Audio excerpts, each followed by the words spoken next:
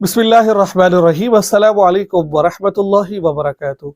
सवाल पूछा जाता है, सवाल क्या है कि एक बहन कहती है मेरी शादी को तकरीबन 5 या 6 साल उन्होंने कहा, शौहर हम मिस्री के बाद बाहर डिस्चार्ज हो जाते हैं। बड़ा अहम मसला है यार, ध्यान से मसलों को सुना करें आप। दीनी मसाइल है, ध्यान से सुना करें। ऐसे ना फतवे लगा दिया करें ये गलत बात है और कोई मसला नहीं आ रहा मौलवी साहब को, इस तरह के मसले बयान किए जा रहे हैं। ये मसाइल बहुत ज़रूरी होते हैं, इनको लोग बयान नहीं करते हैं। तो मैं खुलकर बयान कर रहा हूँ, तो ज़रा ध्यान से इन मसलों को सुने। मसला है क्या है? तो क्या पूछा गया कि शादी को 5-6 साल हो चुके हैं, शौहर बाहर डिस्चार्ज हो जाते हैं और अगर अंदर डिस्चार्ज होते हैं तो कॉन्डोम लगाते हैं और मेरी मर्जी के बगैर ये काम कर रहे होते हैं। तो क्या शरीयत मुताहरा के अंदर ऐसा करना जायज़ है कि नाजायज़ है? ठीक है कि ठीक है? तो आज इस वीडियो के अंदर इसी बात को मैं समझाने की कोशिश करूंगा, आया कि ये जायज़ है कि नाजायज़ है, कब जायज़ है और कब नाजायज़ है। पहले एक हदीस सुन लीजिए, अल्लाह के नबी ने फरमाया कि ऐसी औरत से निकाह करो जो बच्चे ज़्यादा जन्ने वाली हो। क्यों? कल आखिरत के दिन में उम्मत की ज़्यादती की वजह से फ़ख्र करूंगा अपनी उम्मत पर। एक जगह अल्लाह ताला फरमाते हैं वला तक़्तुलू औलादकुम ख़श्यत इमलाक़, कि सुबह अल्लाह जिस पारा है 15वां पारा है कि अपनी औलाद को भूख के खौफ की वजह से कत्ल मत करो। ठीक है, तो ये दो चीजें दो मैंने आपके सामने बयान फरमाई है। एक हदीस है, कुरान पाक की है। तो अज़ल क्या है? सहाबा के ज़माने में भी अज़ल हुआ करता था, लेकिन अज़ल करना कब जायज़ है और कब नाजायज़ है, ये बात आपने समझनी है। ठीक है, नंबर 1, कुछ उज़र है जिसकी बिना पर आप अज़ल कर सकते हो, यानी कि मनी बाहर निकाल सकते हो।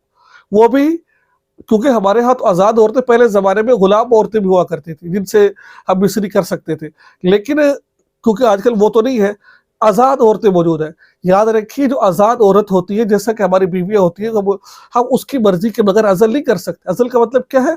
मनी को शर्मगाह से बाहर निकालना, कॉन्डोम इस्तेमाल करना। अगर वो इजाज़त दे दे कि भाई मेरी तरफ से इजाज़त है, आप कौन सा ये काम कर सकते हो, तो ठीक है। अगर वो इजाज़त ना दे तो आप नहीं कर सकते हो, उसकी बात मानना आपके ऊपर ज़रूरी है। ये क्योंकि मियाँ बीवी ये मिलजुल कर इंशाल्लाह आगे चलेंगे, ये वाली बात काम लेकर। अब एक बात समझ लीजिए कि अगर और कब अज़ल करना जायज़ है। नंबर 1, ठीक है, नंबर 1 उस वक़्त जब औरत उसको पता अगर हमल ठहर गया तो इससे इसकी जान चली जाएगी। किस कदर कमज़ोर है, अगर हमल ठहर जाएगा तो इसकी जान जा सकती है। तो शरई नुक्ता नज़र इसको आप हमल यानी कि आप अज़ल कर सकते हैं, मनी बाहर खारिज कर सकते हैं, कॉन्डोम इस्तेमाल कर सकते हैं। ठीक है, और 2 बच्चे हैं। अब 2 बच्चों में वक्फा करना चाहते हैं। मिसाल के तौर पर एक बच्चा पैदा हुआ, अब वो साल का नहीं हुआ, 6-7 महीने का है, और अगर दूसरा हमल ठहर गया तो पहले बच्चे को नुकसान पहुंचेगा।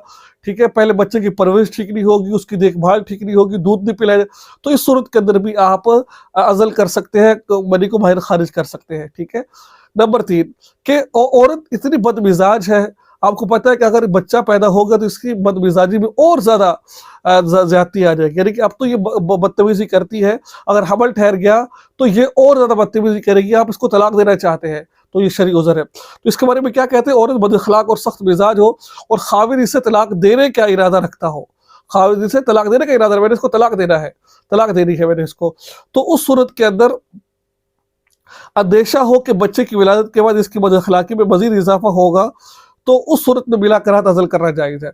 या फिर आप सफ़र के अंदर है, तो सफ़र के अंदर आप जैसे बाज़ दफ़ा पहले ज़माने में, आजकल तो सफ़र नहीं होते, पहले ज़माने लंबे-लंबे सफ़र हुआ करते थे, 6-6 महीने का सफ़र होता था, 5-5 महीने के सफ़र होते, 3-3 महीने के सफ़र हुआ करते थे। तो अब सफ़र के अंदर है, ठीक है, तो लंबा सफ़र है, या फिर दारुल हरम में है, ठीक है, जंग हो रही है वहाँ पर, कैसे मकाम पर है, तो उस सूरत के अंदर जो सर जहाँ पर बच्चे का खदशा हो, तो उस सूरत में आप अज़ल कर सकते हैं।